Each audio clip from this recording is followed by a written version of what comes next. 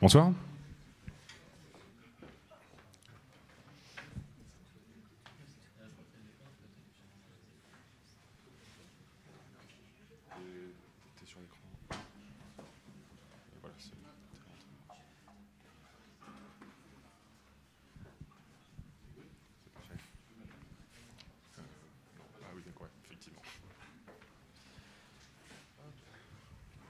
Bonsoir, donc bienvenue à 10h. Aujourd'hui, je vais vous parler du droit à l'erreur, ou du droit à l'erreur plutôt. C'est parti.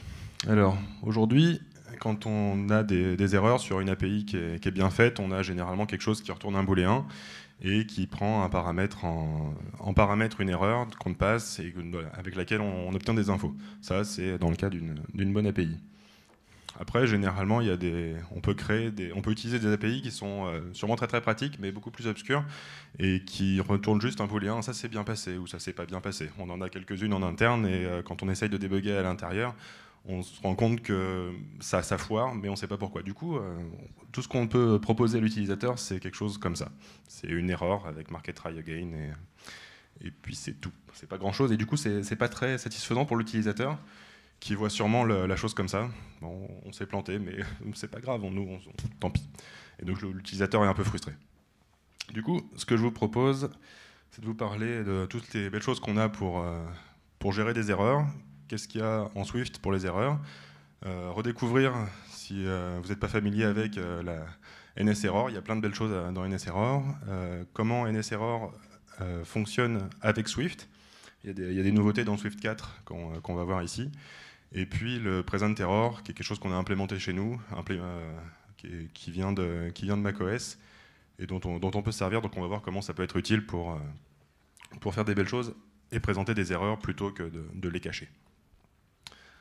Donc tout d'abord, les erreurs en Swift. Qu'est-ce que c'est qu'une erreur en Swift? C'est un protocole qui est juste là pour indiquer que l'objet ou la chose qu'on va annoter avec ce protocole est là pour gérer des erreurs. Donc ça peut être ce qu'on veut, ça peut être une enum, c'est sûrement le cas le plus classique, ça peut être une structure, ça peut être un objet. Donc ça pourrait être une NSError.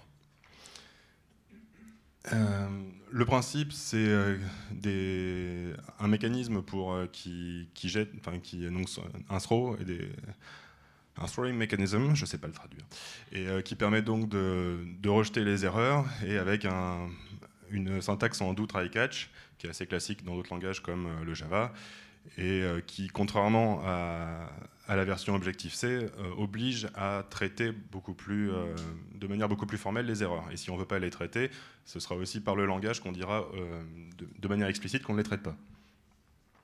Donc ça reste très Swift, c'est des choses beaucoup plus formelles qu'en Objective-C. Il y a aussi des choses sympas qu'on peut faire, c'est le pattern matching. Le pattern matching, c'est pas réservé aux erreurs, mais en Swift, les deux se marient bien. Donc par exemple, là, quand on a une erreur avec plusieurs cas d'erreur qui peuvent sortir d'une méthode qui envoie une erreur comme ici, on peut dire que l'erreur est d'un certain type avec une valeur particulière, et en fonction de la valeur, la traiter différemment. Donc ça, c'est plutôt pratique pour déclencher des traitements particuliers suivant la gravité de l'erreur, si c'est quelque chose qu'on veut cacher à l'utilisateur parce qu'on peut faire un traitement dessus, si c'est quelque chose qu'on peut corriger. Ensuite, il y a des points d'interrogation et des points d'exclamation. Sans ça, ce ne serait pas du Swift. Donc c'est une bonne nouvelle. Les erreurs en ont aussi.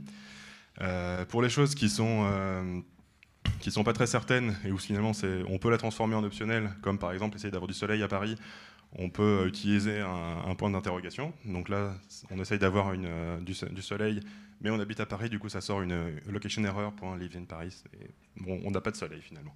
Donc c'est la première version, mais ça sert aussi, par exemple, si on veut parser quelque chose, on ne sait pas exactement le format qu'on va recevoir d'une API. On se dit que ça peut être, suivant ce que ça va renvoyer, soit une string, soit un chiffre. Et on essaie d'utiliser du codable, et du codable, ça se rôde dans tous les sens si on n'est pas très certain de ce qu'on fait. Donc on peut utiliser un try de le décoder en string, si c'est pas bon, on essaye de le décoder avec un chiffre, et si c'est pas bon, là on peut peut-être jeter une erreur effectivement. Après, si c'est quelque chose qui est vraiment très, très certain, où on sait ce qui va se passer, Par exemple, savoir où est Brian. Là, on peut utiliser un point d'exclamation, on sait exactement le résultat, on sait qu'il n'y aura pas d'erreur. Et là, on peut utiliser le point d'exclamation. Le cas un peu plus métier, ça va être par exemple une image, on sait que l'image est embarquée, c'est une API qui peut jeter une erreur, mais si on sait que l'asset est embarqué dans l'application, on va utiliser un try avec un point d'exclamation parce qu'il n'y a pas de gestion d'erreur à faire, on sait, là on peut dire que c'est bon. Et puis il y a le défaire, donc c'est quelque chose qu'on va vouloir faire dans tous les cas, qu'il y ait une erreur ou pas. Donc par exemple, là, je vous raconte ce qui s'est passé ces derniers jours. J'ai essayé de préparer le talk, et puis j'ai essayé d'avancer régulièrement, de mettre des choses, de bien travailler, et puis j'ai procrastiné. Donc voilà, ça a foiré. Mais dans tous les cas, à la fin, il a fallu que je remplisse les slides. Donc c'est le principe du défaire. On dit qu'à la fin, on sait qu'il va falloir remplir les slides. Et dans tous les cas, qu'on avance régulièrement ou pas, dans tous les cas, on aura les slides qui seront remplis à la fin. Donc c'est ça le principe du défaire. Ça marche très bien pour les erreurs, c'est très pratique, mais contrairement par exemple à un finally en Java, on peut s'en servir aussi dans d'autres cas, c'est qu'est-ce qui sera exécuté à la fin du scope dans lequel le bloc est défini. Donc ça, c'est tout pour l'aperçu des erreurs en Swift. Maintenant, on revient aux bonnes vieilles NS-errors. Qu'est-ce que c'est qu'une NS-error? C'est principalement de l'identification d'où vient l'erreur, avec un domaine et un code, et puis des informations qui seront localisées et qui donneront du contexte à celui qui les consomme. Quelle forme ça prend? Donc le domaine, ça va être quelque chose qui est généralement un nom de domaine inversé, ça peut prendre cette forme-là, c'est celle qui est encouragée par Apple. Donc typiquement, chez nous, on a des erreurs en com.deezer, c'est le nom du bundle de l'app. Et puis le sous-domaine dans lequel on est, par exemple, en ce moment, on est en train de refaire l'authentification, on aura un com.deezer.authentication, et ce sera toutes les erreurs qui peuvent se produire quand on fait une authentique. Et puis après, il peut y avoir des choses plus précises. Donc, un code d'erreur, généralement, c'est défini par une NSEnum. Et puis, donc ça donne des choses plus spécifiques. Par exemple, si on essayait de se loguer, mais on a mis un mot de passe trop court ou trop long, là, on pourra définir les différents cas d'erreur. Donc il y a plein de choses qui sont en place pour bien traiter les erreurs. Et on peut aussi obtenir de l'information. Donc il y a les informations qui sont localisées, et ce qui est important quand vous créez des erreurs, les informations localisées qui donc permettent de directement afficher quelque chose à l'utilisateur. Et donc c'est important de bien construire des erreurs pour pouvoir avoir des API ou des services où on a directement les erreurs qui sont disponibles pour les afficher. Et c'est ce que font les frameworks Apple. Par exemple, si on a une erreur de réseau, ça va remonter une erreur qui est bien construite avec une description, avec comment se sortir de l'erreur, quelles sont les possibilités pour s'en sortir. Et ça, on peut directement le mettre dans un alert view controller et le présenter. Si c'est des choses plus complexes, si on n'a pas réussi à faire une requête parce qu'il n'y avait pas de réseau et qu'on a voulu englober la chose, on peut aller rechercher une underlying error. Et puis on peut rajouter, si c'est nous qui créons une erreur, on peut rajouter tout ce qu'on veut dans l'erreur. Après, il y a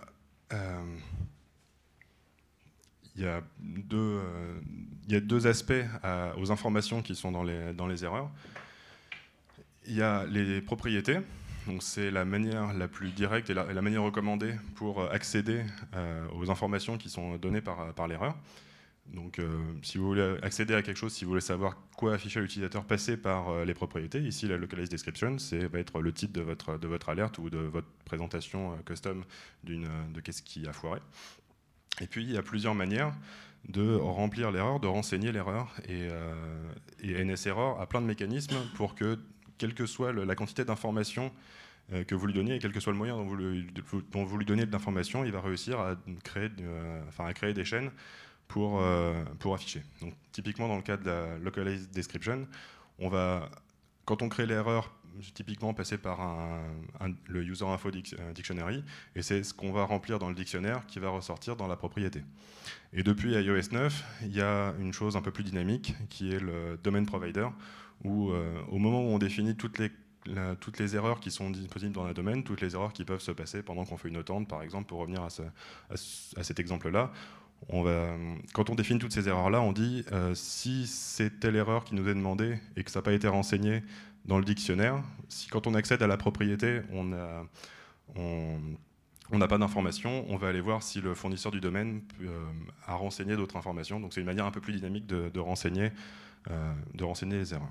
Et puis ça peut être votre mécanisme, si ni le dictionnaire ni le domain provider ne vous convient, vous pouvez sous-classer NSError, c'est ce qui est proposé par Apple, et là pour donner de l'information à vos utilisateurs. Ensuite, il y a un peu de sucre syntactique qui est disponible depuis quelques versions d'Xcode et d'Objective-C. C'est le NSError domain, depuis peu le NSError enum, et puis le NSError user info key. À quoi ça sert? Ça sert juste à y voir plus clair quand vous définissez vos erreurs. Là, vous avez pas mal de strings, une enum, et finalement, quand on est juste en train de parcourir sur Xcode, on voit pas tout. Tout ce qu'on voit, c'est qu'il y a 3 strings, on ne sait pas qu'est-ce qui correspond à quoi et comment se repérer dans le fichier. Donc c'est juste un peu de décoration, en partie, pour y voir plus clair. Donc le NSError domain est juste là c'est un type def sur string. Le error user info key, c'est comment définir toutes les clés que vous voulez rajouter, soit dans le dictionnaire à la création, soit dans l'info provider du domaine. Et puis ça permet comme ça, si vous avez d'autres strings à définir, de savoir que c'est des choses qui n'ont pas forcément directement à voir avec les erreurs, comme la dernière. Donc c'est juste pour y voir plus clair, et c'est quand même assez pratique. Et le NSError enum, ça permet de faire plein de belles choses, dont de la compatibilité avec Swift, qu'on va voir juste après. Et ça permet typiquement d'associer des codes d'erreur à un domaine. Donc là, on définit le domaine, et puis juste en dessous, on associe les différents codes au domaine qu'on vient de définir. Donc ça fait quelque chose de très propre et qui va être vachement plus simple pour s'y retrouver après, que ce soit dans du code Objective-C ou dans du code Swift. On va voir tout de suite à quoi ça sert de passer par NSError enum quand on utilise du code Swift. Donc déjà à la création, on passe. Donc ça c'est quand on a défini notre erreur avec une enum, on passe avec quelque chose qui parle d'un code et qui a une valeur en particulier, et on va devoir choper la raw value. Et là c'est le cas où on veut rajouter des informations pour enrichir notre erreur. Donc là l'exemple que j'ai pris, c'est on essaye de se connecter avec Facebook ou de créer un compte avec Facebook. Typiquement, le compte de Facebook ne donne pas assez d'informations, on s'est bien protégé, on a donné que notre nom et notre mail, c'est tout ce qu'on a rendu public. Nous, pour créer un compte sur Deezer, typiquement, on va avoir besoin d'un peu plus de choses que ça, comme le genre et comme l'âge. Donc ce qu'on va proposer quand on fait ça, c'est de récupérer ces informations-là, de pré-remplir notre champ de création de compte, et de fournir un parcours un peu plus adapté. Donc on récupère l'erreur, on la transforme. Et donc là, ce que fait notre service de création de compte Facebook, c'est dire ça n'a pas marché, mais voilà, je te fournis une erreur qui est bien référencée et qui a déjà les premières informations avec lesquelles tu peux travailler. Donc c'est ce genre de choses qu'on peut transmettre dans les NSError. Et alors là, si on utilise NSError enum, déjà là le code est un peu plus court, mais c'est surtout à l'utilisation dans Swift que ça va être assez flagrant et que le pattern matching va mieux marcher. Donc si on est avec du NSError enum, on doit prendre une erreur donc, qui est ici, vérifier que c'est dire que c'est une NSError, ce qui marche à tous les coups, et dire que c'est le bon domaine et dire que c'est le bon code. Ça se fait, mais c'est finalement assez lourd. Et donc depuis, avec la nouvelle macro, tout ce qu'on peut dire, c'est que l'erreur est directement d'un type qui est généré par la macro, et le code est le bon. Et ça reprend le fait, vu que c'est associé au domaine, il n'y a plus besoin de checker le domaine, le code est directement le bon, et ça simplifie largement la gestion des erreurs. Donc il y a tout ce qu'il faut, tout est là à disposition pour traiter vos erreurs, voir les différents cas d'échec et voir comment s'adapter à ces différents cas-là pour soit afficher la bonne information, soit afficher un bon parcours et que l'utilisateur s'en sorte. La bonne nouvelle avec NSError enum, c'est que ce n'est pas forcément que des choses qui sont synchrones. Là, typiquement, j'essaye de faire une authentification Facebook, c'est plutôt quelque chose qui va être asynchrone. Donc, dans un cas réel, ce sera plutôt quelque chose comme ça. Et le pattern matching marche pour un do, try, catch.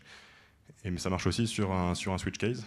Donc de la même manière qu'on faisait un catch avec différents cas, exactement la même syntaxe marche ici, où on va avoir, dans le cas où c'est une erreur de ce type-là, et avec le bon code, on peut prendre une action. Donc ça marche dans les deux cas, donc il n'y a pas de raison de s'en priver.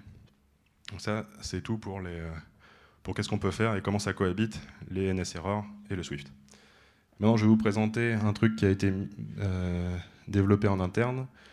Et c'est une catégorie sur NSResponder pour présenter des erreurs. Ça vient de macOS. Alors là, je fais que expliquer comment ça marche. C'est mon chef qui avait fait du macOS avant et qui nous a ramené ça. Je me suis dit pourquoi ça vient. Donc j'ai cherché et j'ai découvert qu'en fait sur macOS, il y a la responder chain n'est pas là que pour faire de l'affichage de UI, mais aussi pour gérer les erreurs. C'est directement implémenté dedans. Donc ce que ça fait, c'est que ça passe d'élément en élément les erreurs. Et quand on dit que ça va présenter une erreur, on voit à quel moment, on donne à chacune des classes l'opportunité de customiser l'erreur. Donc ça va être l'occasion de dire, ok, là c'est une erreur peut-être un peu trop rude pour l'utilisateur, une URL ça va peut-être pas lui parler, on va dire que finalement c'est juste un chargement de playlist par exemple qui s'est mal passé.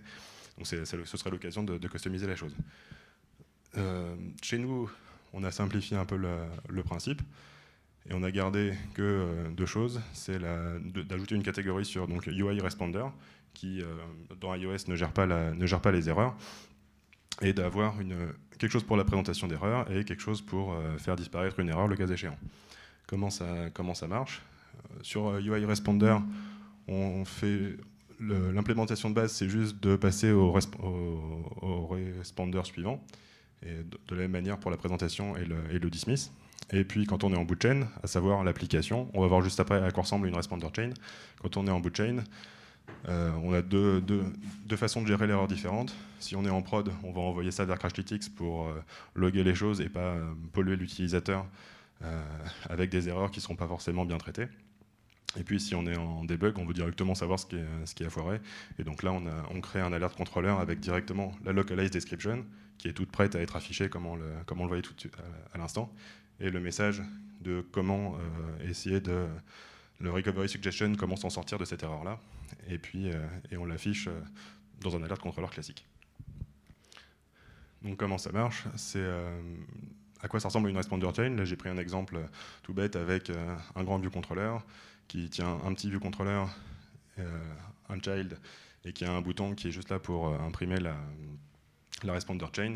Et donc on va avoir le bouton, le responder suivant ce sera la vue qui l'englobe, donc la vue bleue. Le responder suivant ce sera le view controller qui le tient. Et de la même manière, après on passe à la vue qui contient le view controller fils, la vue en général, le view controller en général, puis la window, puis l'application, puis l'app delegate qui, s'il est un UI responder, passe dans la chaîne. Qu'est-ce que ça permet de faire? Ça permet de faire ce genre de choses.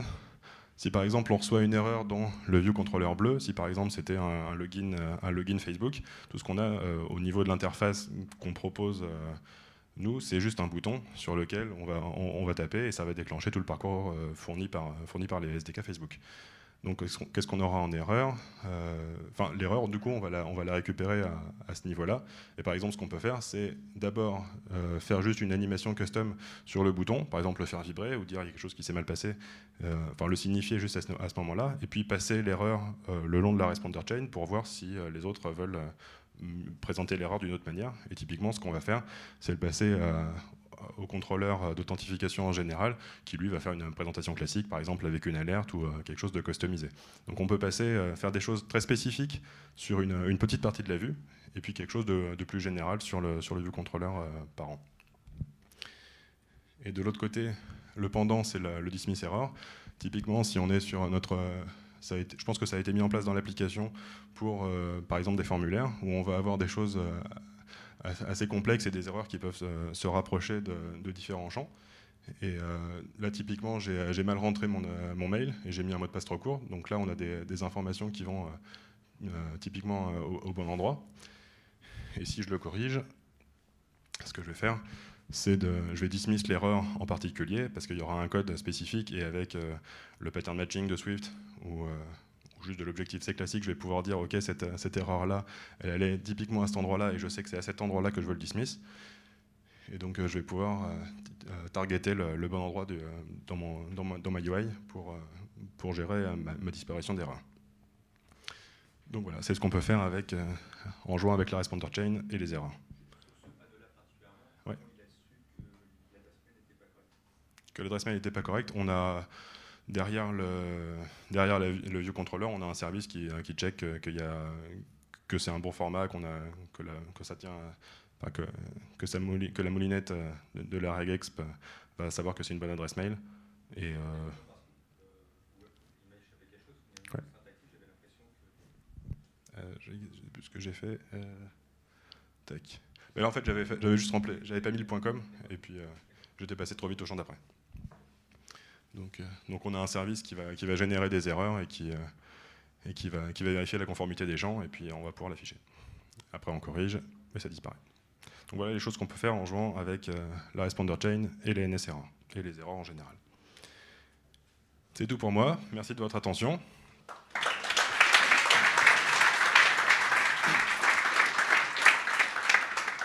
Heureusement, j'ai calé un bloc d'FR à la fin pour être sûr de vous demander de poser des questions. Bien vu. J'ai plus rien à faire en fait. Donc, merci Bertrand. Des questions? Ouais. Ouais, c'est vachement dépendant de l'ETC. Donc la question double, évidemment, c'est utilisable sur les implémentations de Swift qui ne reposent pas sur PTC, ou qui ne combinent pas PTC. Et est-ce que c'est pas amené à disparaître, va changer profondément dans un temps relativement court? En fait, il y a deux aspects. Toute la partie en Swift, le pattern matching et ce genre de choses marche bien et il n'y a pas forcément besoin d'NS-error pour ça. Et donc cette partie-là reste. NS-error est, je pense, juste très, très pratique et très bien en ce moment, effectivement. Et c'est pas forcément... je dirais que c'est pas forcément coûteux de créer pour l'instant un point H avec juste les définitions, enfin un point H, un point M pour ça, le mettre dans un coin et définir juste ça avec des NS errors qui vont bien et avoir tout le reste en Swift. Ça peut marcher. Après au niveau des perfs, c'est peut-être pas, ça fera peut-être pas. Ouais. Comment ça se fait justement que Apple n'ait pas encore commencé à entamer la migration vers quelque chose de beaucoup plus Swift pour débarrasser des NS errors? Je pense qu'il y a encore enfin, il y a on peut créer ces structures. Enfin, il n'y a rien qui est proposé pour avoir directement l'information comme il y a dans les localized decryption et ce genre de choses-là. Ça, je ne sais pas pourquoi ça y est pas, mais on a la flexibilité qu'on veut pour créer, par exemple, avec des structures, rajouter les descriptions qui vont bien et profiter du pattern matching et s'en servir comme ça. On a les moyens de le faire, mais ça reste à notre charge. Par contre, le NS error enum, par exemple, c'est quelque chose qui est arrivé avec SwiftCat, Xcode 9, ce genre de choses. Et donc, pour le coup, au niveau de Swift, ils investissent pour qu'il y ait de la compatibilité, puisque ce sera sûrement encore là quelques temps et qu'il y a encore beaucoup de choses en Cocoa, beaucoup de frameworks qui sont là, qui existent et qui génèrent de la NS error dans tous les sens. Donc c'est bien, c'est pratique de pouvoir s'en servir. Une autre question? Oui, je me doutais que ça allait bien de ce côté. Une question, une parole. Rapide. C'est cool. La chaîne de deferring de l'erreur, on va dire, pour corriger l'erreur, elle remonte juste les URL respondeurs. Elle ne va pas parcourir les URL respondeurs, par exemple, du contrôleur. Parce que là, par exemple, dans le cas où tu as mal tapé ton mail, mettons que ce soit un service local qui le check ou un service distant qui récupère une erreur. Tu passes pas cette erreur à tous les respondeurs de la vue pour dire est-ce qu'elle t'intéresse et auquel cas affiche quelque chose. Tu remontes juste la chaîne. Je remonte la chaîne des next responders. C'était. Non. Et donc. C'était ce que je faisais. Je sais plus. Juste après, je crois. Question, justement, est la suivante. Voilà, je fais juste de passer. Donc là, dans le next responder, on est d'accord, tu vas remonter, tu vas pas prendre des siblings, quoi. Non, il n'y a pas les siblings. Mais on. Pourquoi, dans cette logique-là, pourquoi tu la passerais pas à tous les respondeurs du contrôleur pour afficher ce truc-là? Je sais pas pourquoi. Enfin, là, je trouve que. Un UI text ou n'importe quoi que tu sais tu lui passes l'erreur genre email invalide. le texte file de l'email, il est capable de réagir différemment pour dire, pour afficher lui-même l'erreur en fait. Ouais, à moi. C'était ça que vous aviez fait quand tu mettais le petit label en dessous. Là, en fait, oui, voilà, en fait, il se trouve que la responder chain inclut toutes les vues, mais par contre, l'utilisation, à vrai dire, je l'ai plutôt découvert que ça marchait comme ça pendant la presse. En fait, l'utilisation qu'on en fait surtout, c'est de passer de view controller en view controller et que le métier soit géré là et que lui connaisse ses vues et sache sur quelle vue dispatcher et comment la faire réagir. D'autres questions? Une dernière question.